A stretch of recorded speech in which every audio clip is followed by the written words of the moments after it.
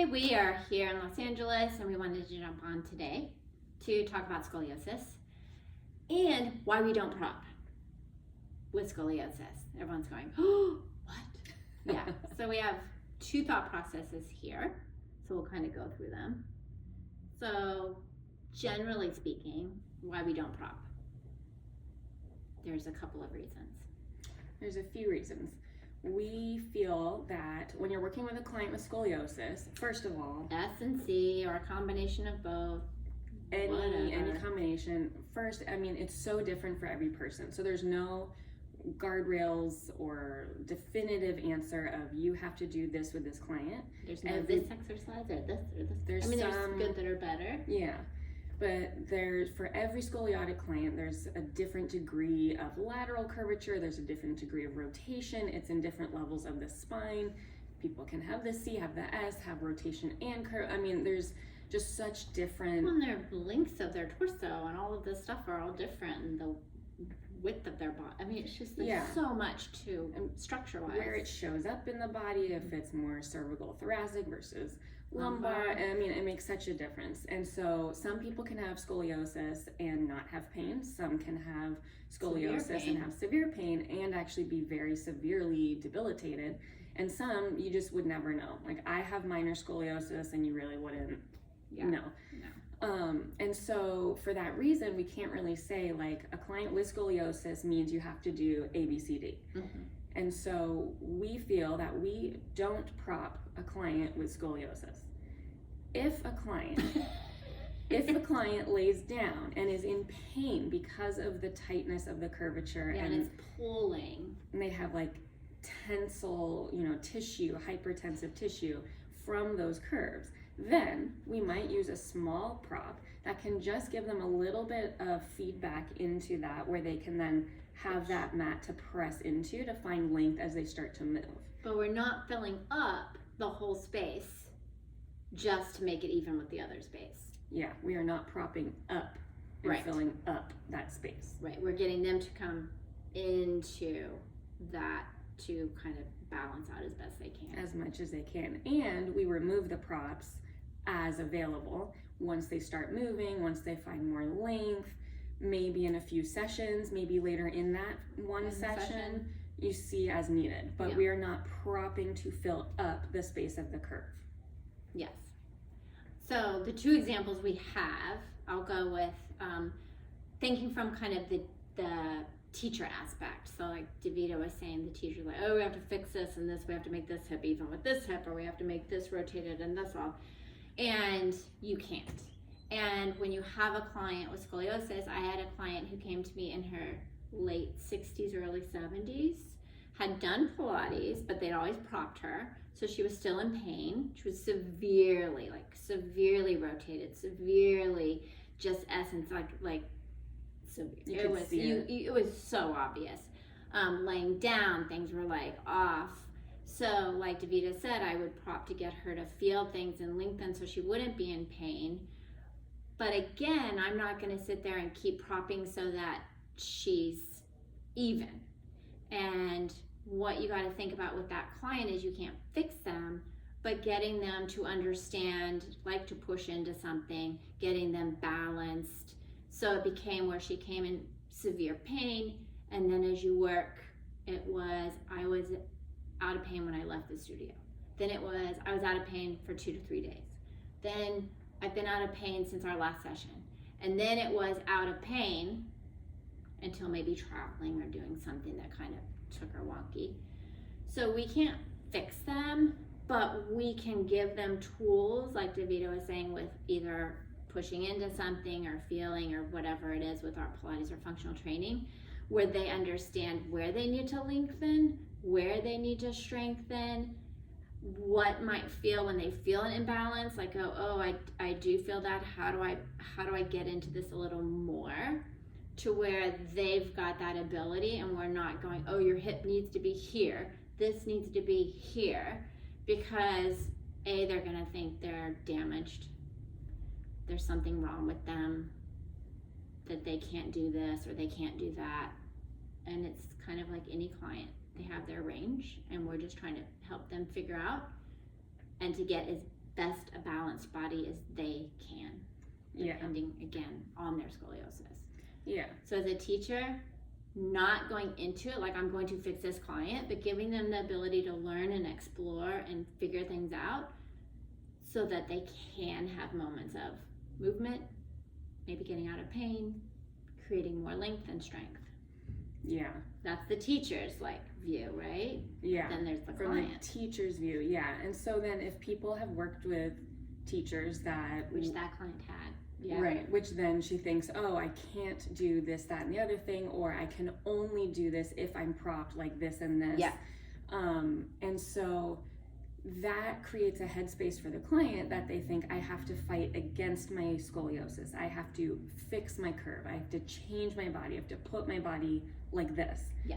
And so a client that I've worked with, who I'm still working with, who has pretty significant scoliosis, she is in this mindset now after having worked with other teachers that have been trying to fix her. She now thinks okay, I have to fix myself. So her words to me are, oh, well, I'm trying to put my hip here. And I'll say, okay, why? Does that feel better? Does that, why? She's like, oh, well, I'm trying to fight against my curve. And so we've been talking about trying to find space through the body and trying to find the most balance possible, the most length possible, but allowing the curve to be what it is.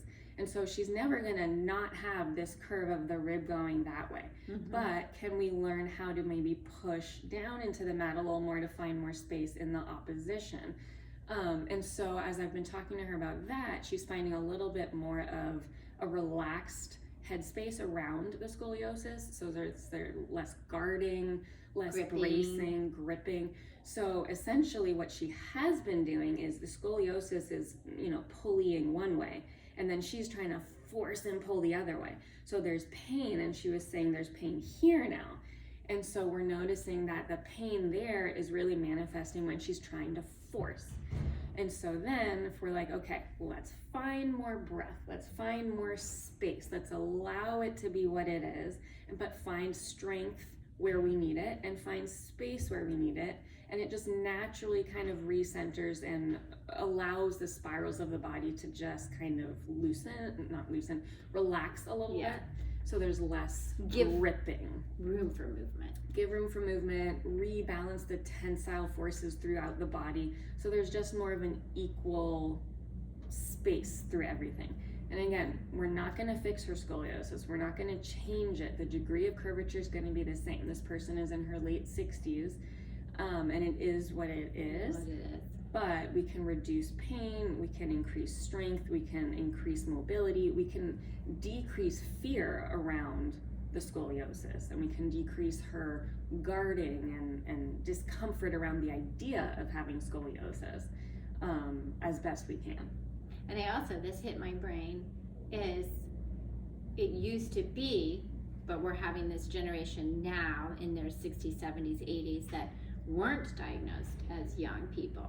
But us going up and another generation, behind, they would test it in schools and they would find it and you would go to a doctor. And I had friends in braces so they didn't get severe scoliosis, but now they're not doing that anymore. Mm-hmm. So we could be seeing more of these issues because people aren't getting caught early in terms of their scoliosis like they used to be. Yeah, and there's different types of scoliosis, so we can see the structural or the functional. And so if you're working with someone who, let's say as a young athlete in school, they were diagnosed as having scoliosis, and then they're put in a brace, but then they start to atrophy because now they're not as strengthened from their own body. Right. And that they were a young athlete, so it's functional scoliosis. So if you're just constantly growth spurt, and with one-sided sports or overload of certain sports, and so those people can also do really well. Ideally, young people would start Pilates, when they were young, and whether or not they're athletes, because that does just help the structural scoliosis just be a bit more evened out throughout life. or the functional, but if somebody has structural scoliosis, and that structural is what, if that just is what their body is, their joints, their spine, that's what their structure is. So how can we then help that person feel confident in their movement and learn how to find more space throughout it? Yeah. And it really comes to not propping the client just because they say they have scoliosis. Right. That's our opinion, and it's like it's kind of the same thing. The whole reason we teach Pilates or movement functional training is to help people in the outside world. And if you're propping them to fill up all these spaces and propping them so they aren't able to explore this, how are we helping them in the outside world? Yeah. As they're moving and sitting and standing and walking, because no one's going around propping them when they get in their car, or propping them when they lie down, or propping. So we're not doing them any help. Yeah. And we can see it like visually, right? Like if we say, okay, like I do have minor scoliosis, this side is tighter for me. So let's say if it's visible, if it's more severe, and I was like this, I'm like, okay, there's space here, so I'm kind of tight here where I can't sit equally. So I'm not gonna wanna fill up this space and keep myself here. But if I give a smaller prop where I can just kind of bring some feedback here, where I can then think about pressing into it, it's and not give gonna a be little perfect. bit of length. I'm still kind of, I'm not perfect, I'm still pulled a bit, but over time, maybe I'm just focusing more on that press and more on that press, and then without it, I can then find that length through. Yeah. And like Hillary's saying, like we're not walking around propping ourselves when we go sit at, on the movie bus theater or whatever, laying down in bed. We'll adjust what's needed to feel comfortable throughout the day. But if we're training with props everywhere, we're becoming reliant on them. Yeah. And we need to learn how to find the length through the tissues and allow the tissues to have breathing room so they can find less gripping. Right. And also, like you were talking about, is giving the client that moment that when they do push down, they feel things happening in their body, so that when they are in the outside world, they're like, wait, I need to find that again. How do I find that again? Yeah, because it is true, like if we have scoliosis, it's easy to kind of sit into what that is. And again, we're not fixing it, but maybe we can have in our mind, oh, I'm kind of like sunk into this. Maybe I can just find a little lift out of it. Again, not forcing it, not gripping it, not putting it somewhere, but I'm just like trying to find that length. Yeah. So feel free to send us an email or follow us on Instagram. But see what that's like without using the props in the way of just filling up space. Mm-hmm. Okay, thank you.